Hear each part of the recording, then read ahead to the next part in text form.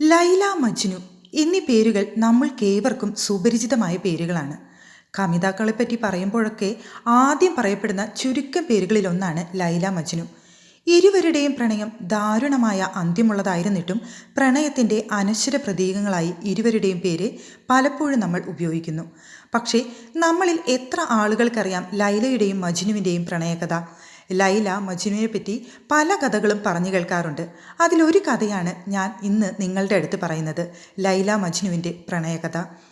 വർഷങ്ങൾക്ക് മുമ്പ് ലൈല ക്വായിസ് എന്നു പേരുള്ള കമിതാക്കളുണ്ടായിരുന്നു. ക്വായിസ് എന്നാണ് മജ്നുവിൻ്റെ യഥാർത്ഥ പേര്. ലൈലയോടുള്ള അടങ്ങാത്ത സ്നേഹം ഭ്രാന്തമായതിനാൽ മജ്നു എന്ന് ക്വായിസിനെ വിളിക്കപ്പെടുകയായിരുന്നു. മജ്നു എന്നാൽ ഭ്രാന്തൻ എന്നാണ് അർത്ഥം. ലൈലയോട് മജ്നുവിനുള്ളത് ഭ്രാന്തമായ സ്നേഹമായിരുന്നതുകൊണ്ടാണ് ഇങ്ങനെ വിളിക്കാനിടയായത്. കുട്ടിക്കാലം തൊട്ടേ ഇരുവരും ഒന്നിച്ച് കളിച്ച് പഠിച്ചു വളർന്നവരാണ്. ഇരുവരും പരസ്പരം ഒരുപാട് സ്നേഹിച്ചിരുന്നു. കളിച്ചും ചിരിച്ചും രാവും പകലും ഒന്നിച്ച് ചിലവഴിച്ചിരുന്ന കാലം അധികം നിലനിന്നില്ല. ഒരേ മദ്രസയിലായിരുന്നു ഇരുവരും. ഉസ്താദ് എല്ലാവരോടും അല്ലാഹ് എന്നെഴുതാൻ ആവശ്യപ്പെട്ടു. എല്ലാവരും എഴുതി അല്ലാഹ്. മജ്നുവും. പക്ഷേ മജ്നു എഴുതി ലൈല.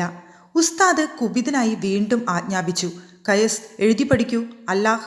മജ്നു വീണ്ടും എഴുതി ലൈല, ലൈല, ലൈല. കുപിതനായ ഉസ്താദ് ലൈലയെ ചൂണ്ടിക്കാണിച്ച് ചോദിച്ചു, ഈ പെണ്ണിനെ നീ അല്ലാഹിനേക്കാൾ മുകളിലാണോ കാണുന്നത്? കൈകൾ വലിച്ചു പിടിച്ച് അദ്ദേഹം മർദ്ദിക്കാൻ തുടങ്ങി. ഉസ്താദ് അടിച്ചുകൊണ്ടേയിരുന്നു. മജ്നു എതിരൊന്നും പറയാതെ തല്ലു വാങ്ങിക്കൊണ്ടേയിരുന്നു. ലൈല കരഞ്ഞുകൊണ്ട് പറഞ്ഞു, അടിക്കല്ലേ ഉസ്താദ്, വേദനിക്കുന്നു. എന്നിട്ട് അവളുടെ കൈകൾ നീട്ടി കാണിച്ചു കൊടുത്തു. ആ കാഴ്ച കണ്ട ഉസ്താദ് ആകെ പരവശനായി. മജ്നുവിനെ കൊണ്ട് ഓരോ അടിയുടെ പാടുകളും ലൈലയുടെ കൈകളിൽ. ഉസ്താദ് ഇരുവരുടെയും മാതാപിതാക്കളെയും വിളിച്ചു വരുത്തി ധരിപ്പിച്ചു, മജ്നുവിനെ പഠിത്തത്തേക്കാൾ ലൈലയോടാണ് താല്പര്യമെന്ന്. ഇത് മനസ്സിലായതോടെ അവരുടെ ഇത്തരത്തിലുള്ള സ്നേഹത്തിനെ ഭയന്ന് അവരെ പിരിക്കുകയും ചെയ്തു. പരസ്പരം കാണാനിടയാകാതെയും മിണ്ടാനിടവരാതെയും കാലങ്ങൾ കഴിച്ചുകൂട്ടി. എന്നാലും ഇരുവരും അന്യോന്യം മറന്നില്ല, പരസ്പരം പ്രണയിക്കാൻ പോലും. കാലങ്ങൾ കടന്നുപോയി. കൗമാരം വന്നെത്തി. ഇരുവരും വീണ്ടും കണ്ടുമുട്ടി. പരസ്പരം തിരിച്ചറിയുകയും വീണ്ടും പ്രണയത്തിലാവുകയും ചെയ്തു. മജ്നു നിരന്തരം ലൈലയ്ക്ക് കവിതകൾ അയക്കാൻ തുടങ്ങി. ആരും കാണാതെയും അറിയാതെയും നിത്യേന കാണാനും തുടങ്ങി. രാത്രികാലങ്ങളിൽ ഇരുവരും ഒന്നിച്ച് ചെലവഴിച്ചു. ലൈലയ്ക്ക് വേണ്ടി മജ്നു കവിതകൾ ചൊല്ലുമായിരുന്നു, കൂടാതെ എഴുതുകയും ചെയ്യുമായിരുന്നു. ലൈലയ്ക്ക് മജ്നുവിൻ്റെ കവിതകൾ ഏറെ ഇഷ്ടവുമായിരുന്നു.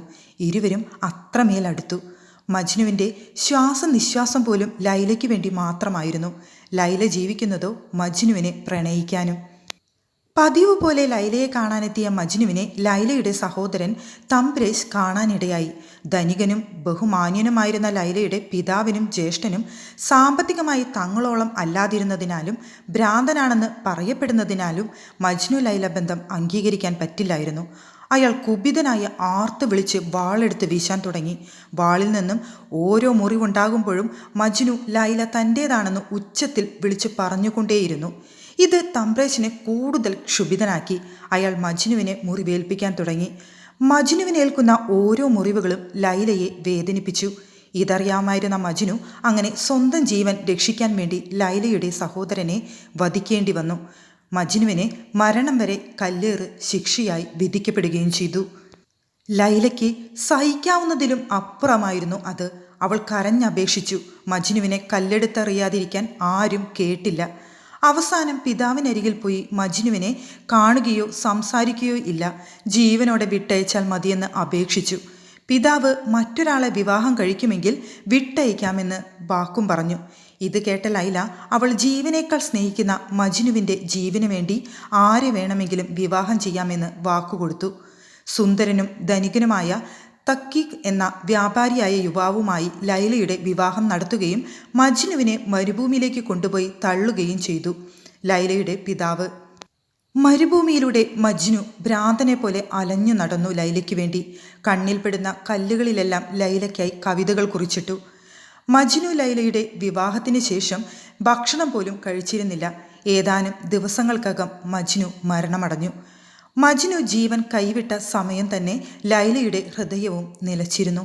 മജ്നുവിനോടുള്ള വേർപാട് സഹിക്കാനാകാതെ ലൈല ഹൃദയാഘാതം മൂലം മരണമടഞ്ഞു. അങ്ങനെ മരണത്തിലൂടെ സ്വർഗത്തിൽ അവർ ഒന്നിച്ചു എന്നാണ് കഥ. മജ്നു ലൈല കഥകൾ 1000-ലധികമുണ്ട്. പല കഥകളിലും മജ്നു ലൈല പ്രണയം പലതായാണ് വിവരിച്ചിരിക്കുന്നത്. ഇവർ വിവാഹം ചെയ്യുകയോ ആഗ്രഹങ്ങളോ വികാരങ്ങളോ നിറവേറ്റുകയോ ചെയ്യാത്തതിനാൽ ഇത്തരം കഥകളെ വെർജിൻ ലവ് സ്റ്റോറീസ് എന്നാണ് വിളിക്കപ്പെടുന്നത്.